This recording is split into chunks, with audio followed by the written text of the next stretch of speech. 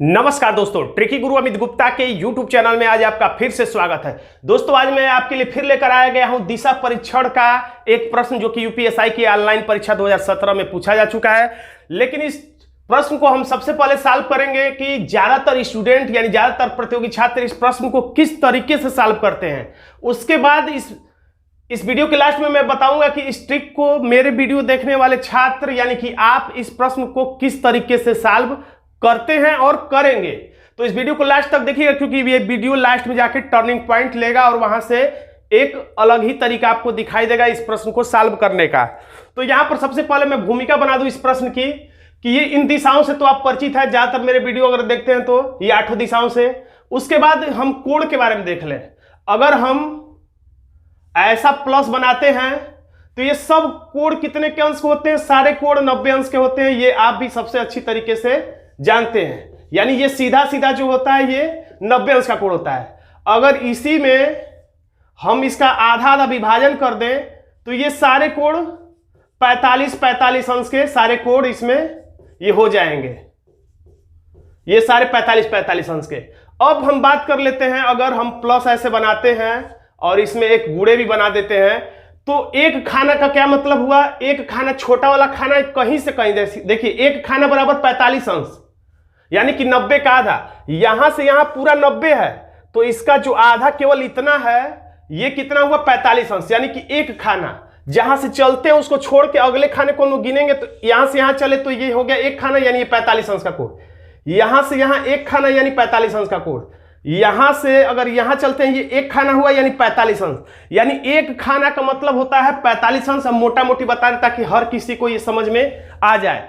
फिर देखिए अगर हम प्लस और गुणा बनाते हैं तो दो खाना का मतलब होता है 90 अंश। यानी कहीं से भी जहां से चलिए उस खाने को छोड़ के एक दो खाना लेंगे यानी कि 90 अंश का पूरा ये कोण बन गया।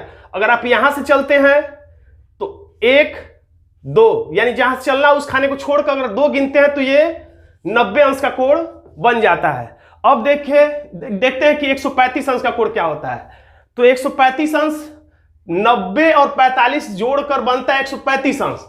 तो 90 अंश और 45 अंश चला देंगे तो 135 अंश हो जाएगा। यानी यहां से यहां होता है 90 अंश और इसका आधा 45 अंश। तो ये 90 और ये आधा 45 ये दोनों जुड़ के बन जाता है 135 अंश। तो इस अवधारणा से भी 135 अंश का कोण बना सकते हैं, या आप सीधा सीधा रट लीजिए कि कहीं से भी जहां से चलना चाहते हैं वहां से उस खाने को छोड़ के 3 खाना चलेंगे तो 135 अंश हो जाएगा। यानी यहां से चलते हैं तो इसको छोड़ के 1 2 3 यानी 3 खाना ये हुआ तो समझिए 135 अंश हो गया। अगर यहां से चलते हैं तो 1 2 3 खाना यानी 135 अंश हो गया। या ये घड़ी के दिशा में चलिए या घड़ी के विपरीत दिशा में। अगर यही 180 अंश का कोण जानना है तो सब लोग जानते हैं सीधा होता है एकदम ऐसे 180 अंश इधर 180 अंश इधर। या इस पर देखना चाहते हैं जहां से भी चलेंगे 4 खाना, अगर यहां से चलते हैं तो इसको छोड़ के 1 2 3 4 यानी यहां पर जो आएगा ये हो गया पूरा 180 अंश का कोण। तो इसी अवधारणा को ध्यान में रखते हुए हम प्रश्न को सॉल्व करते हैं। अब हम देखते हैं प्रश्न। तो देखिए स्क्रीन पर ये प्रश्न है। इस प्रश्न में लिखा हुआ है एक व्यक्ति पूरब की ओर मुख किए चलना शुरू करता है। तो मान लीजिए व्यक्ति एक यहां पर है, वह पूरब की ओर मुख करके चलना शुरू करता है और 20 किलोमीटर चलता है। तो मान लीजिए 20 किलोमीटर हम लोग इतना मान लिए, पूरब यही है दिशा, देखिए चलना शुरू करता है और वहां से वह 135 अंश वामावर्त, तो मैंने बताया था ब से वामावर्त और ब से बाएं या ब से विपरीत दिशा, सब वही से है। यानी जो ही लिखे वामावर्त तो समझ जाए विपरीत किसके? तो घड़ी के सुई के चलने की दिशा में। मैं हर वीडियो में बताता हूं, फिर भी बार बार बताता हूं। ब से बाएं समझिए तो अगर इधर चेहरा है तो बाएं, अगर चेहरा इधर है तो बाएं इधर होगा। या ब से वामावर्त तो एंटी क्लॉकवाइज यानी ब से विपरीत में घड़ी के सुई के चलने की दिशा में, यानी घड़ी की सुई उल्टा चलने लगे तो ऐसे चलेगी। और द से दाएं, द से दक्षिणावर्त, और दक्षिणावर्त का मतलब अगर सुई दिशा में चले तो ऐसे चलेगी, विपरीत चले तो ऐसे चलेगी। तो जहां कहे दक्षिणावर्त तो घड़ी की सुई के चलने की दिशा में चलाइए, वामावर्त कहे तो घड़ी के सुई के विपरीत दिशा में। 90 अंश केवल तभी जब कुछ न कहे, कुछ ना बोले, बस दाएं या बाएं बोले तब 90 अंश, अगर कुछ बोले तो जितना बोले उतना ही चलाना चाहिए।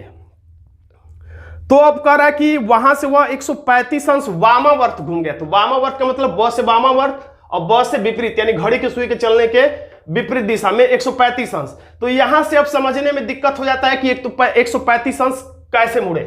तो सबसे आसान तरीका है कि जहां पे तीर आपने बनाया है उसी से ठीक पहले एक प्लस बनाइए। तो ये प्लस बन गया, अब इसमें गुड़े का निशान बना दीजिए, यानी ऐसा स्टार जैसा बन जाना चाहिए, ऐसा।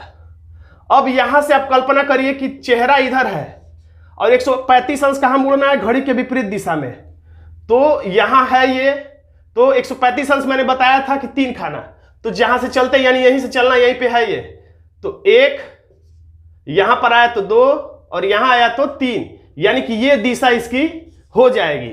या आप यहां से चलाइए या यहां से चलाइए। तो 135 अंश ये हो गया।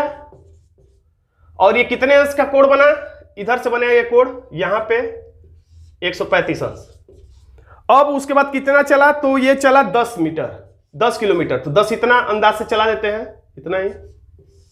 अब यहां से कह रहा है कि वह 45 अंश दक्षिणावर्त मुड़ गया। तो अब फिर कंफ्यूजन हो गया, 45 अंश दक्षिणावर्त, 10 दक्षिणावर्त, 10 है दिशा में, किसके, तो घड़ी के सुई के चलने के। तो नहीं समझ में आ रहा है कितना, तो तीर से ठीक पहले एक प्लस बना दीजिए और एक गुड़े बना दीजिए। अब यहां से आप सोच सकते हैं कि घड़ी की दिशा में 45 अंश का मतलब हुआ एक खाना छोटा वाला। तो यहां से बस यहां आ जाएंगे तो, और वैसे भी आपको समझ में आ रहा है कि 45 अंश हो गया, यानी कि आप इस दिशा में चले जाएंगे। तो पूछ रहा है कि अब उसका मुख किस दिशा में है, तो ये है उत्तर दिशा में। तो हमारा आंसर हो जाएगा सी, उत्तर। तो ये सब कुछ हमने किया और लास्ट में इस प्रश्न में पूछा था कि उस व्यक्ति का मुंह जो है वो किस दिशा में है। तो अगर आप मेरे वीडियो को रेगुलर देखते होंगे तो पता होगा आपको कि मैंने बताया था, जब भी अंतिम दिशा पूछे कि व्यक्ति का मुंह किस दिशा में है, या वो व्यक्ति किस दिशा की ओर अग्रसर है, या उस व्यक्ति के सम्मुख कौन सी दिशा है, यानी कुल मिला के अंतिम दिशा पूछी जाए, तो मैंने बताया था कि थंब ट्रिक का आसानी से प्रयोग कर सकते हैं। अब यही ट्रिक देखिए कितना लेंदी था, घुमाना, सोचना, बनाना, उसके बाद आंसर बताना। लेकिन अगर इसे ही हम थंब रूल से लगाते, थंब ट्रिक से लगाते, तो बहुत आसानी से लगा लेते। देखिए कैसे, बस आपको थंब को घुमाने आना चाहिए। लिखा इसमें एक व्यक्ति पूरब की ओर मुंह करके, देखिए आप ऐसे ही, आप भी इस वीडियो को देख रहे होंगे, तो एक व्यक्ति पूरब की ओर मुंह के, तो पूरब ये है। उसके बाद 20 मीटर चलता है, तो इसमें चलाना नहीं होता है, बस इतने पर रोके रहिए। वहां से वह 135 अंश वामावर्त, तो 135 अंश वामावर्त यानी घड़ी के विपरीत दिशा में। तो ये हो गया, ये पूरब से उत्तर में आ गया, तो ये 90 अंश और 45 अंश। और फिर से देखिए ये ऐसे है 90 और 90 का आधा थोड़ा सा 45 अंश, ये यानी 135 अंश हो गया। 90 और 45 135 अंश होता है। फिर से देखिए ये पूरब में है, तो 90 और थोड़ा सा और चला देंगे तो 45 अंश, यानी 135 अंश ये घूम गया। अब वो 10 किलोमीटर चलता है, फिर वहां से दक्षिणावर्त, दक्षिणावर्त का मतलब घड़ी के सुई के चलने की दिशा में। तो 45 अंश का मतलब 45 ही हम चले थे लास्ट में, 90 और 45, तो 45 फिर दाएं मुड़ जाएंगे, दक्षिणावर्त घूम जाएंगे, तो ये सीधा हो जाएगा। और आसानी से आप बता सकते हैं कि इस समय व्यक्ति का मुंह उत्तर की ओर है। यानी पिछले ट्रिक से आप अगर 40 सेकंड में उत्तर को लगाते हैं, हल करते हैं इस प्रश्न को, तो इस थंब ट्रिक से अगर प्रैक्टिस 2-4 बार आप कर लेंगे तो मात्र 10 सेकंड में अब बिना पेन और रफ की मदद के आप इस प्रश्न को सॉल्व कर सकते थे। तो दोस्तों आज का ये वीडियो आपको कैसा लगा? वीडियो अच्छा लगा तो वीडियो को लाइक कर दीजिएगा, और अभी तक आपने मेरे चैनल को सब्सक्राइब नहीं किया तो सब्सक्राइब भी कर लीजिए, और इसे अपने दोस्तों में भी शेयर कर दीजिएगा। धन्यवाद दोस्तों।